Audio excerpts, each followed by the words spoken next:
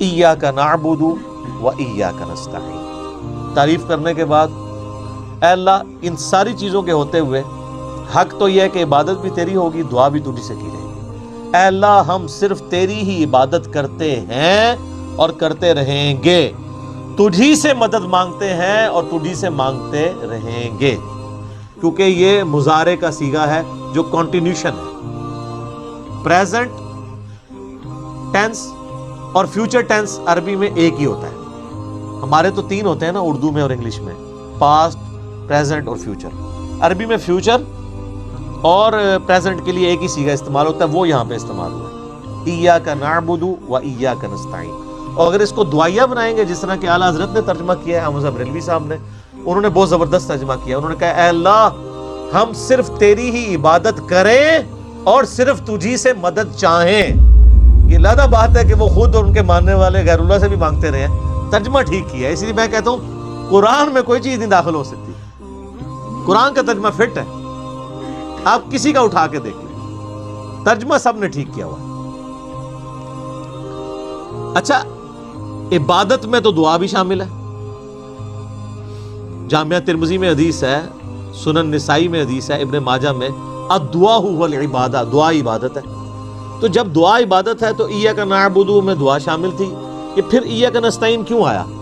اس لیے کہ سب سے سینسٹیو ایشو ہی دعا کا ہے، غیر اللہ کو مدد کے لیے پکارنے کا۔ تو اللہ تعالیٰ نے اس کو اسپیسیفکلی بیان کیا، اس کے باوجود امت کی اکثریت غیر اللہ سے مدد مانگ رہی ہے۔ ایک تو ہے ظاہری اسباب، وہ تو آپ مانگیں، تو قرآن میں حکم ہے وَتَعَاوَنُوا عَلَى الْبِرِّ وَالتَّقْوَى وَلَا تَعَاوَنُوا عَلَى الْإِثْمِ وَالْعُدْوَانِ۔ یہ تو بالکل ٹھیک ہے۔ وہ ایک مفتی صاحب جو کیو ٹی وی پہ بیٹھے ہوئے ہیں لوگوں کے عقیدے خراب کرنے کے لیے، وہ کہتے ہیں جی اب پھر ہم امی سے روٹی نہ مانگے جا کے۔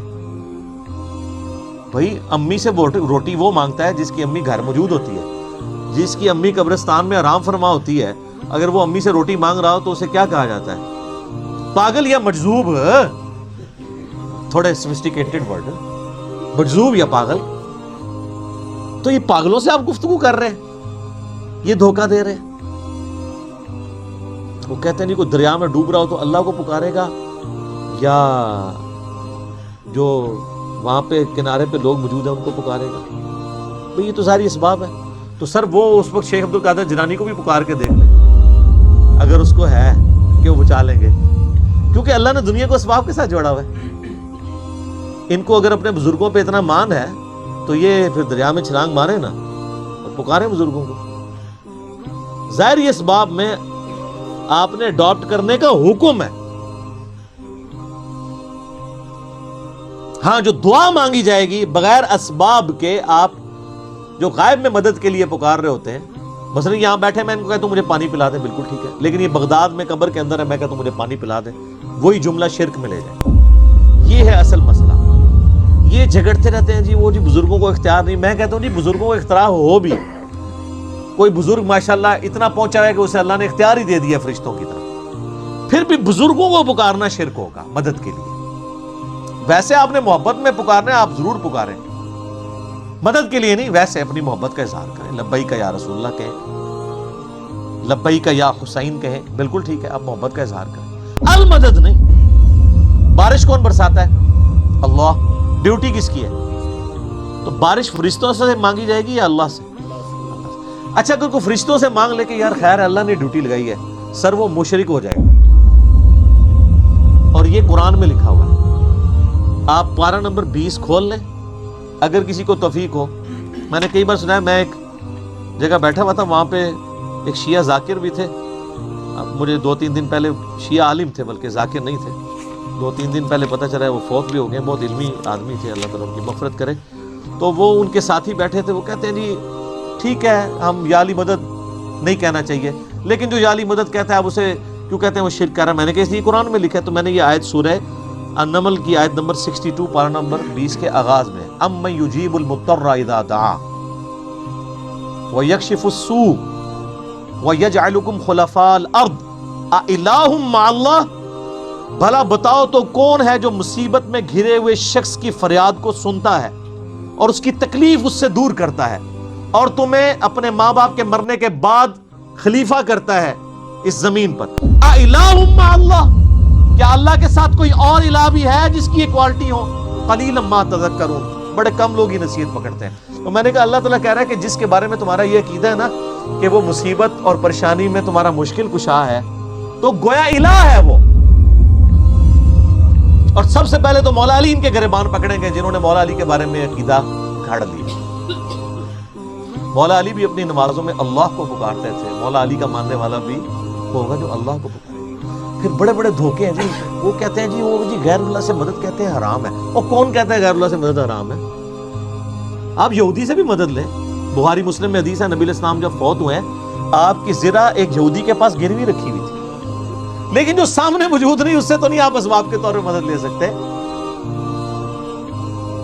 وہ جی قرآن میں غیر اللہ سے مدد کہا ہے، کدھر ہے جی؟ وہ کہتے ہیں وَاسْتَعِينُوا بِالصَّبْرِ وَالصَّلَاةِ، نماز اور صبر سے اللہ کی مدد چاہو۔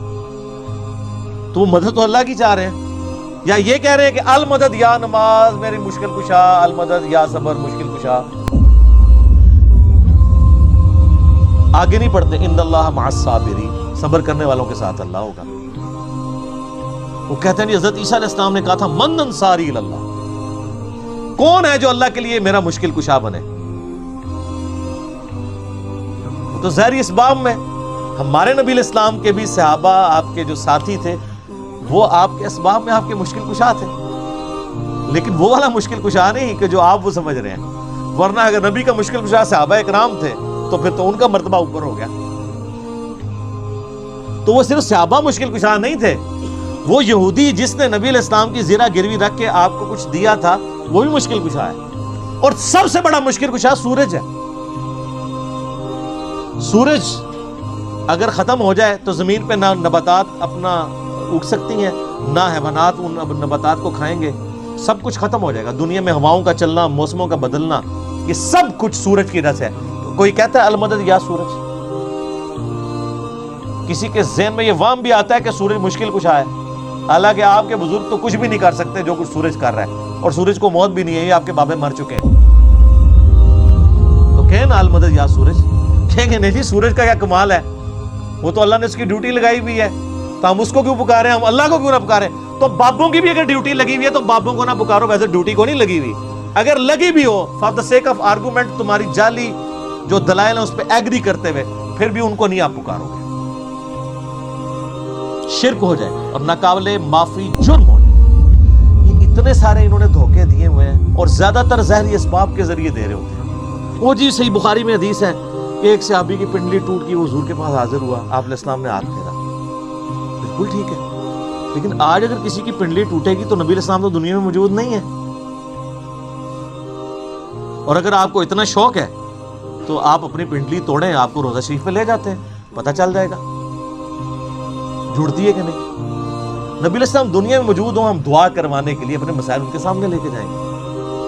تو اس میں کافی سارے دھوکے ہیں۔ میں نے 2.25 گھنٹے کا لیکچر دیا ہے دعا صرف اللہ ہی سے، مسئلہ نمبر 3، میرا ریسرچ پیپر نمبر 3 بھی ہے دعا صرف اللہ ہی سے، جو ہزاروں لوگوں کے عقیدہ توحید کی اصلاح کا سبب بنا ہے، اسی کی ایکسٹینشن ہے مسئلہ نمبر 43، وسیلہ اور توسل کے صحیح احکام و مسائل۔ اس پہ گھنٹوں بولا جا سکتا ہے، جتنے انہوں نے لیم ایکسکیوزز ڈیوائز کیے ہوئے ہیں، جتنے دھوکے دیے ہوئے ہیں، اور پھر وہ کہتے ہیں دیکھیں جی وہ اگر وہ جو آپ پتہ ہے پچھلے کچھ کئی سال پہلے خانہ کعبہ شریف میں کرین گری، تو کہتے ہیں وہ بزرگوں کے ماننے والوں کو موقع مل گیا، ان کا یہ کہتے تھے خود کچھ حملے ہوتے ہیں مزاروں پہ نہیں روکتے، تو اللہ نے کون سی کرین روک لی؟ اور اللہ کا تو دعویٰ ہی کہیں نہیں ہے کہ میں روکوں گا۔ وہ ابرا کے لشکر کو ایک دفعہ ہی تباہ کیا ہے، یزید نے جب کعبے پہ چڑھائی کی ہے تو اللہ نے برباد نہیں کیا اس لشکر کو، دنیا بقدر ایفرٹ ہے۔ صحیح بخاری میں حدیث ہے قرب قیامت میں ایک پتلی ٹانگوں والا حبشی کعبے کی اینٹ سے اینٹ بجا دے گا، اللہ نے حفاظت۔ وہ ابراہیم علیہ السلام کے لیے ایک دفعہ ہی آگ ٹھنڈی ہوئی ہے، کئی صحابہ جو ہیں وہ آگ میں جلائے گئے ہیں، رومن امپائر کی جنگوں میں تیل کے کڑاؤں میں ان کو ڈالا گیا، لیکن آپ کا دعویٰ ہے کہ آپ کے بزرگ سب کچھ کر سکتے ہیں۔ ہم کہتے ہیں پاکستان کی بجلی پوری کر دیں۔ اچھا یہ بزرگ جب بیمار ہوتے ہیں، یہ تو آغا خان میں اور شفا انٹرنیشنل میں جاتے ہیں، آپ بیمار ہوتے ہیں آپ کو اٹھا کے مزار پہ لے جاتے ہیں۔ آمدہ کوئی بزرگ بیمار ہو چیخیں بھی مارتا رہے، اس کو کہ نہیں سر دسو جانا کیڑے مزار تے ہے، اسپتال نہیں تو کھڑنا۔